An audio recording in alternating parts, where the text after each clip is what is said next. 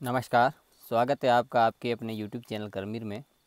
आज हम बात करेंगे कंप्यूटर के उपकरण के बारे में। ये मैं जो सवाल बता रहा हूँ, ये सवाल VMOUG की जो कंप्यूटर का पेपर होता है उसके लिए, जो RSAT के लिए इम्पोर्टेंट है। मेरा ध्यान सिर्फ मेन सवालों पर रहेगा। कंप्यूटर के उपकरण जो काम में लाए जाते हैं वो ये दो तरीके के हैं, ये हार्डवेयर एंड सॉफ्टवेयर। हार्डवेयर वे होते हैं जिन्हें हम देख सकते हैं, छू सकते हैं, वो हार्डवेयर कहलाते, यानी कि जो भौतिक चीज़ें हैं। और जो सॉफ्टवेयर वो है जिनको हम देख नहीं सकते और नहीं छू सकते, सिर्फ उनको प्रयोग कर सकते हैं। जैसे कंप्यूटर की मेमोरी, कंप्यूटर के सारे जो आंतरिक जो प्रोग्राम्स है, सॉफ्टवेयर है, वो कहलाते हैं। अब जो हार्डवेयर है दो तरीके के हैं, एक है CPU, एक है पेरिफेरल। जो CPU तो आपने देखा होगा, जो आयताकार बॉक्स होता है, उसमें सारे उसमें प्रोग्राम्स है अंदर, जो भी मदरबोर्ड सारे हार्ड डिस्क अंदर। अब है पेरिफेरल। पेरिफेरल उपकरण वे होते हैं जिनको एक केबल के माध्यम से CPU से जोड़ा जाता है।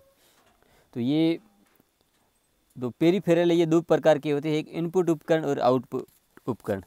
इन उपकरणों के से कई सवाल उठते रहते हैं। अब ये है कि क्या आएगा सवाल के, इनमें कुछ चार ऑप्शन दे रखे हैं, इनमें से कौन सा इनपुट उपकरण है, इनमें से कौन सा आउटपुट उपकरण है, या ये उपकरण किस प्रकार का है, इनपुट का, आउटपुट का, या जो भी एक्सेट्रा। तो इनपुट का अर्थ होता है इनपुट, यानी निवेश करना, यानी कि वे उपकरण जिनके माध्यम से हम कंप्यूटर को निर्देश देते हैं, डाटा देते हैं, वो। अब उनमें से पहला है कीबोर्ड। कीबोर्ड क्या, जो एक टाइपराइटर जैसा उपकरण होता है, और इसमें फ़र्क इतना है कि हम कीबोर्ड के एक बटन को दबाते वो दोहराता रहता है, लेकिन जो टाइपराइटर का जो बटन होता है वो एक बार दबाने पे एक ही कार्य, एक बार ही वो अक्षर टाइप करता था। और कीबोर्ड के एक बटन को आप दबाए रखते हैं तो वो लगातार वो अक्षर लिखता रहता है। इससे क्या होता है, लिखने में आसानी नहीं। इसमें कुंजियाँ अब अलग अलग कीबोर्ड वैसे नॉर्मली 100 के प्लस होती है, 101, 102, 104, नॉर्मली 104 ही होती है। लेकिन अगर मल्टीपल जो मल्टीमीडिया की कुछ कीज़ को देखा जाए तो वो इससे ज़्यादा भी हो जाती है। अब इसमें जो कुंजियाँ कौन कौन सी, एक अंक कुंजियाँ जो नंबरिकल्स होती है, एक 0 से 9 तक होते हैं, वो सभी अंक होते हैं, ये होती है जो अंक कुंजियाँ। और उसके बाद होती है वर्ण कुंजियाँ, जैसे A से लेकर Z तक 26 अक्षर होते हैं, वो वर्ण कुंजियाँ कहलाती है। अब इनसे कैपिटल लेटर और स्मॉल लेटर दोनों बनाए जा सकते हैं। अगला कार्य कुंजियाँ, यानी ऊपर F1 से F12 तक होती है, उसको फंक्शन की कहते हैं। अलग अलग सॉफ्टवेयर में इनका अलग अलग कार्य होता है। जैसे F1 का कॉमनली हर प्रोग्राम में हेल्प के लिए लिया जाता है। जैसे F4 आप सीधे दबाएं कंप्यूटर रिफ्रेश होगा। और अगली जो कुंजियाँ संपादन कुंजियाँ, यानी उनसे कुछ कार्य एडिटिंग वगैरह किया जा सकती है। जैसे टैब है, कैप्स लॉक है, शिफ्ट है, अल्टर है, एरो वाली कुंजियाँ, वो कुछ अल्ट्रा न्यूमेरिकल है। इस तरह से कुछ, जैसे एक टोगल की होती है, जैसे कैप्स नम लॉक और स्क्रॉल लॉक को एक टोगल की कहते हैं। ये भी एक सवाल आया हुआ है। एक मॉडिफायर की होती है, ये भी सवाल आता है, ये कौन सी मॉडिफायर की है, कंट्रोल, शिफ्ट और अल्टर। तो इस तरह की ये की है। तो ये पहला उपकरण था जो कीबोर्ड। उसके बाद जो दूसरा जो महत्वपूर्ण जो उपकरण है वो है माउस। तो माउस क्या होता है कि एक छोटा सा उपकरण होता है, ये तार के माध्यम से CPU से जुड़ा होता है। इसमें दो बटन होते हैं, बीच में रिंग होते हैं, लेफ्ट बटन और राइट बटन। और एक राइट बटन को दबाना राइट क्लिक, और लेफ्ट बटन दबाना क्लिक, और राइट बटन को दो बार दबाना डबल क्लिक कहलाता है। इसमें जो माउस होते हैं वो तीन प्रकार के होते हैं। एक मैकेनिकल माउस, तो ये पुराने माउस हुआ करते, उनके नीचे क्या एक जो कांच की गोली होती है, उस तरह की गेंद लगी होती थी। जब भी एक समतल सतह पर सरकाते थे तो एक स्क्रीन पर जो तीर का चिन्ह है वो सरकता रहता है, जिसको हम कर्सर कहते हैं। और दूसरे ऑप्टिकल माउस, जो प्रकाशीय, जो आजकल आप जो माउस देख रहे हो उनके नीचे वो एक लाइट लगी रहती है, वो प्रकाशीय माउस। एक होता है वायरलेस माउस, जो एक चिप होती है, उसमें से कंप्यूटर में लगती है और वहाँ से सेंसर के माध्यम से वायरलेस, यानी कि इनमें वायरलेस होता नहीं है। तो इसमें ट्रांसमीटर वगैरह रीडर होती है। ये इलेक्ट्रोमैटिक सिग्नल के माध्यम से माउस की गति को क्लिक करने की सूचना कंप्यूटर द्वारा को भेजी जाती है, और रिसीवर कंप्यूटर में जोड़ा जाता है, जिससे कंप्यूटर ड्राइवर को कंप्यूटर में इंस्टॉल करना होता है। और तो ये माउस। अगला स्कैनर। स्कैनर क्या करता है, कोई भी चीज़ है उसको सीधा स्कैन करके अपनी मेमोरी में रख लेता है। जैसे कोई किताब की फ़ोटो है या कोई भी फ़ोटो है, उसको सेव कर लेता है। और जो चीज़ कंप्यूटर के अंदर है उसको सॉफ्ट कॉपी कहते हैं। और बाहर जो अपने कागज़ के रूप में ये जो चीज़ है, जैसे वो प्रिंट आउट आ गया तो उसको हार्ड कॉपी कहते हैं। तो इस तरह के भी सवाल आ जाते हैं। अगला MICR स्कैनर। अब ये MICR क्या है, मैग्नेटिक इंक करेक्टर रीडर। ये कई बार सवाल में आएगा, MICR का पूरा नाम क्या है, मैग्नेटिक इंक करेक्टर रीडर। जो बैंकों में हम जो चेक देते हैं उसको रीडिंग करने के लिए काम आता। अगला OMR, जो हम OMR सीट होती है, जो ऑप्टिकल मार्क रीडर, ये जो प्रतियोगी परीक्षाओं की कॉपियाँ जांचने में काम आता। अगला है ऑप्टिकल करेक्टर रीडर। अब जैसे आप कोई भी फॉर्म ऑनलाइन आवेदन करते हो, जैसे जाति प्रमाण पत्र, मूल प्रमाण पत्र, उस पर एक अधिकारी के सिग्नेचर होते हैं, तो वो OCR से होते हैं, यानी ऑप्टिकल करेक्टर रीडर, यानी आपके जो अक्षर है उसको पहचान कर रिकॉग्नाइज कर देगा। अगला जॉयस्टिक। जॉयस्टिक क्या है, एक उपकरण है जिनके माध्यम से कंप्यूटर पे गेम खेले जाते हैं। अब जॉयस्टिक का कई बार सवाल आया है, MIC का कई, OMR का, ये आते रहते हैं कि जॉयस्टिक का उपयोग किस में किया जाता है, कंप्यूटर पर गेम खेलने में किया जाता है। एक ट्रैक बॉल होता है, उसका भी प्रयोग गेम खेलने में किया जाता है। एक होता है वॉइस रिकॉग्नाइजेशन। इसकी सहायता से हम डाटा को कंप्यूटर में बोल कर इनपुट कर सकते हैं। कई बार क्या होता है, आप कोई मैसेज लिखना नहीं चाहते तो आप उसमें जो वॉइस मैसेज भी भेज सकते हो। तो उस तरीके से एक माइक होता है, उससे से अगर कुछ लोग ऐसे जो टाइप करने में असमर्थ होते हैं, इस तरह भी लोग होते हैं जो बोल कर अपने जो टेक्स्ट है, अक्षर है, जो भी उसमें कर सकते हैं। अगला होता है BCR, यानी बार कोड रीडर। आप जो भी कुछ सामान बाजार से लेते करते हैं, उसके ऊपर बार कोड होता है। ये जैसे ये रजिस्टर है, इसके ऊपर ये जो बार कोड है, इसको पढ़ने का एक उपकरण होता है, उसको बार कोड रीडर कहते हैं। अब इसकी भी फुल फॉर्म कई बार आती है। अगला है डिजिटल कैमरा। जिस कैमरा जो CCTV कैमरा होता है, वो क्या करता है, डाटा को अपने अंदर सेव करता रहा कंप्यूटर की मेमोरी में। अगला लाइटिंग पेन। इसका भी प्रयोग कोई चित्र आकृति हो बनाने के लिए कि जैसे ऑटोकैड वगैरह, जो नक्शे वगैरह जो बनाते हैं उसमें। और टच स्क्रीन भी, बैंकिंग, रेलवे, एयरपोर्ट पे, या अपना मोबाइल टच स्क्रीन है या iPad है, तो ये सारे उपकरण इनपुट के। तो मैंने ये सारे उपकरणों के नाम बता दिए। इसमें से आपको पूछ सकता है इनमें से कौन सा इनपुट का उपकरण है, या इनमें से कौन सा इनपुट का उपकरण नहीं है। तो इस तरीके से सवाल आपके एग्जाम में आते रहते हैं। अगला है, हम पढ़ेंगे आउटपुट उपकरण के बारे में, यानी कि जिनके माध्यम से हम परिणाम प्राप्त करते हैं। तो उनमें से सबसे पहला जो होता है मॉनिटर, जो टीवी की स्क्रीन जैसा होता है। अब इसमें दो तरह के होते हैं। एक तो है CRT, यानी जो टीवी की तरह, जो पुराने टीवी, नई टीवी नहीं, पुराने टीवी, उसमें होता है, उसका पूरा नाम है कैथोड रे ट्यूब। यानी कि उसमें एक निर्वात नली होती है, जिसके माध्यम से जो स्क्रीन पर वो जो प्रकाश किरणें फैल जाती है, और स्क्रीन पर प्रतिबिंब बनता है, उससे वो चित्र बन जाते हैं। और उसकी जो चमक होती है जो कंप्यूटर की, उसको रेजोल्यूशन कहते हैं। ये भी सवाल आता है, रेजोल्यूशन क्या है, यानी कि उसकी जो पिक्चर की क्वालिटी कह सकते हो या उसकी चमक कह सकते हो। इस तरीके से सवाल भी आया है। अगला LCD, जो भी लैपटॉप हो या टीवी बहुत सारी आ रही है, उसका जो पूरा नाम है लिक्विड क्रिस्टल डिस्प्ले। ये कई परतें बनी होती है, जब प्रकाश इन परतों से माध्यम से पार होता है, तब ये स्क्रीन पर चित्र बनता है। तो ये मॉनिटर हो गया। अब तो LCD बहुत सारे मॉनिटर भी है, लैपटॉप भी है। और CRT का अब चलन बहुत ही कम है, काफ़ी पुराने अगर दुकानों पे देखने को मिल सकता है, लेकिन नए में सारे LCD ही है। अगला है प्रिंटर। प्रिंटर क्या करता है, कोई भी परिणाम को कागज़ पर छापता है।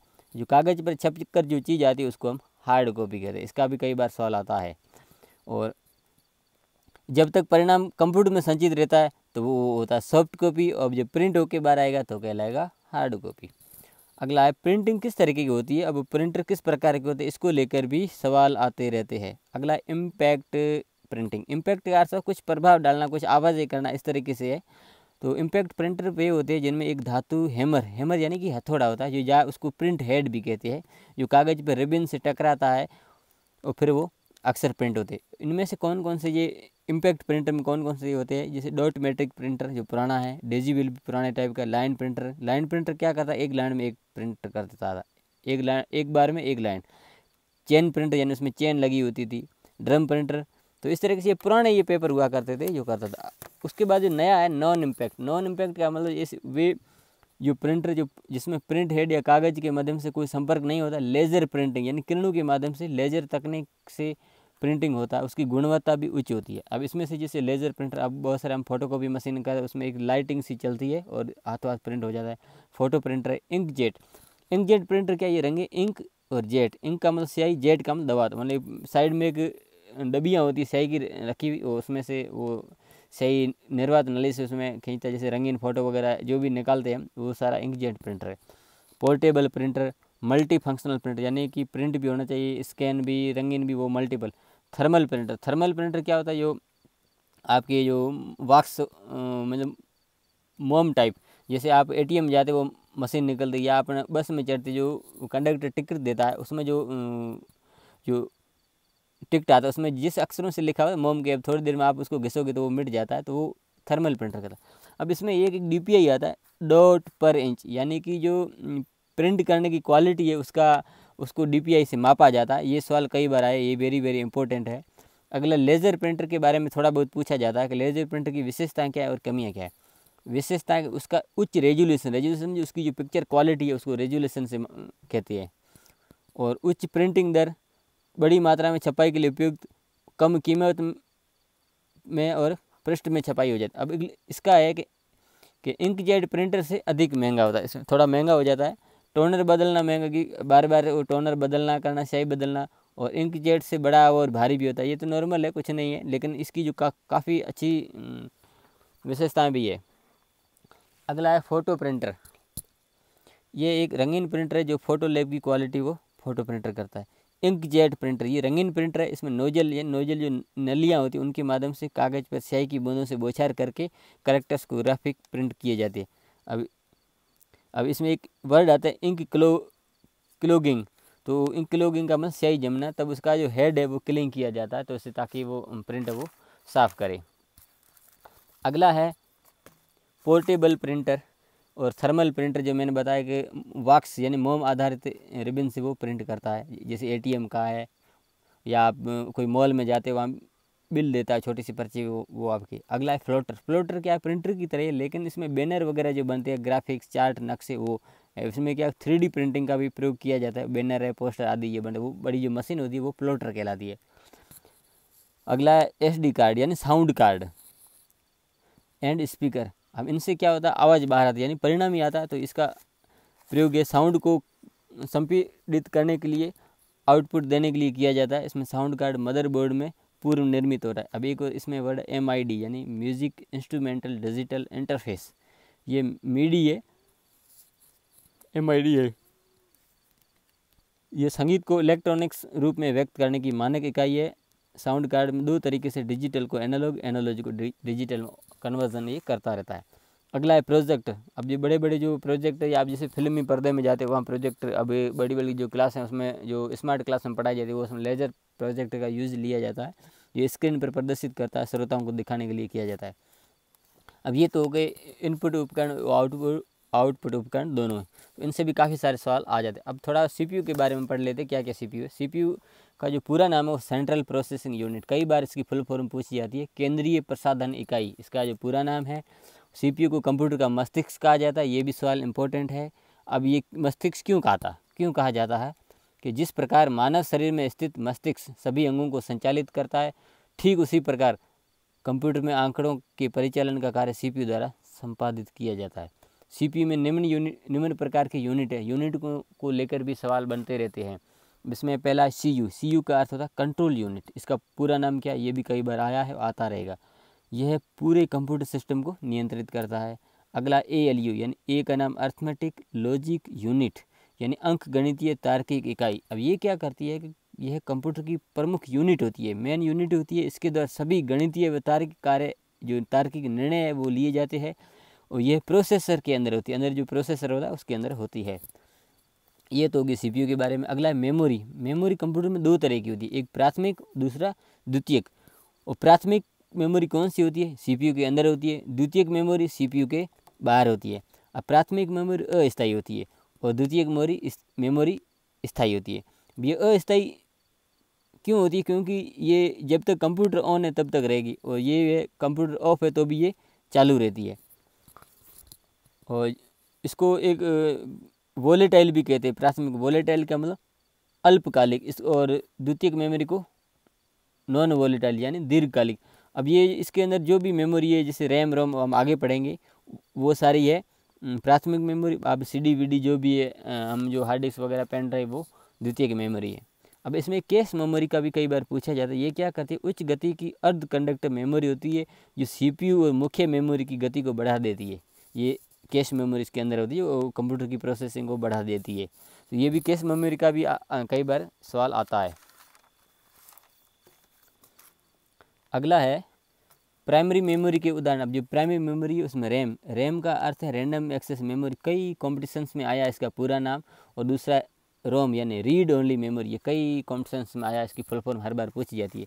अब रैम के भी कुछ और भी अंदर छोटे छोटे पार्ट्स होते हैं। एक है एस रैम यानी static RAM random memory, D RAM यानी डायनेमिक रैंडम मेमोरी, एनवी यानी non volatile random access memory. अगला रोम के भी कुछ पार्ट्स है।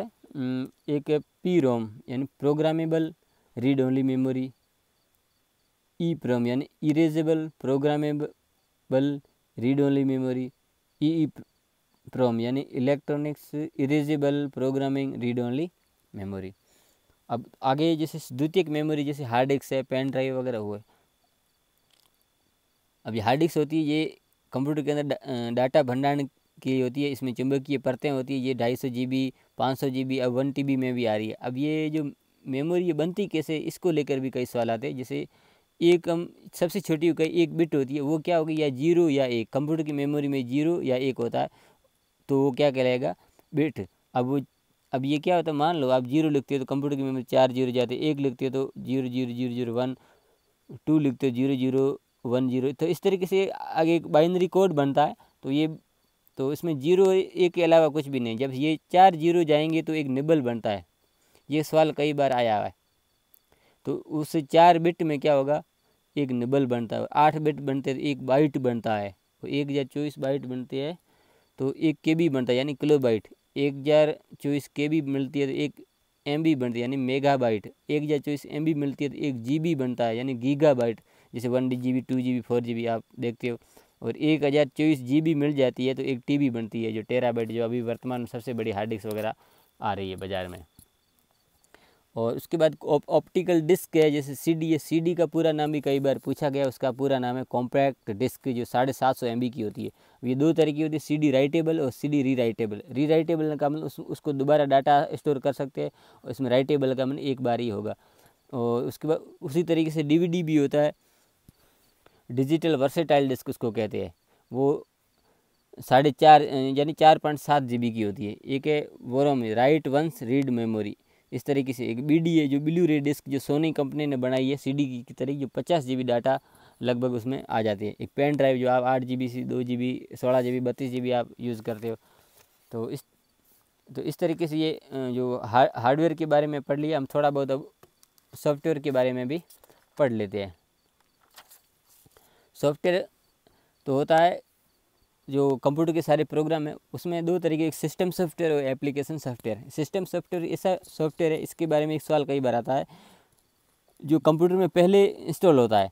ऐसा सॉफ्टवेयर जो हार्डवेयर प्रबंधन को नियंत्रित करता है, ताकि एप्लीकेशन सॉफ्टवेयर अपना काम कर सके। ऑपरेटिंग सिस्टम, अब ये ऑपरेटिंग सिस्टम क्या होता है, ऐसा सॉफ्टवेयर जो कंप्यूटर को चालू करने के बाद लोड किया जाता है, अर्थात कंप्यूटर को बूट करने के लिए आवश्यक है।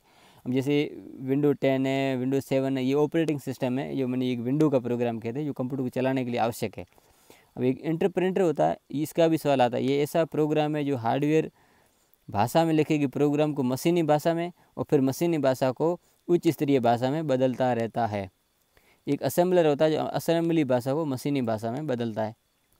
और उसके बाद एप्लीकेशन सॉफ्टवेयर, अपन जो इंसान जो काम में यूज लेता है, वो सारे एप्लीकेशन सॉफ्टवेयर होते हैं। जैसे वर्ड है, एक्सेल है, पावर पॉइंट है, फोटोशॉप, बहुत सारी है। वो सारे एप्लीकेशन जो जैसे हम मोबाइल में ऐप कहते हैं, तो वो एप्लीकेशन सॉफ्टवेयर कहलाते हैं। अगला यूटिलिटी, वे सॉफ्टवेयर जो कंप्यूटर को रिपेयर कर कंप्यूटर की क्षमता को बढ़ाते हैं, यानी इसमें कंप्यूटर के सिस्टम को और तीव्र गति देने के लिए काम आते हैं। जैसे डिस्क फ्रेगमेंट, जैसे आपका फ़ोन भर जाता है तो आपको वो मैसेज आता है कि आप इसी डाटा भर गया है, कौन से डाटा को आप हटाना चाहते हो या नहीं, इस तरीके से ये होता है। अब सिस्टम प्रोग्रामर्स है, जो एंटीवायरस यानी वायरस स्कैनर है, एंटीवायरस है, डिस्क चेकर है और डिस्क क्लीनर है। तो ये सेम मोबाइल में जो होता है, उसी तरीके से कंप्यूटर में भी होता है। तो इस तरह से आज हमने ये कंप्यूटर के जो उपकरण के बारे में हमने पढ़ा, और आगे कुछ और नया टॉपिक पढ़ेंगे। धन्यवाद।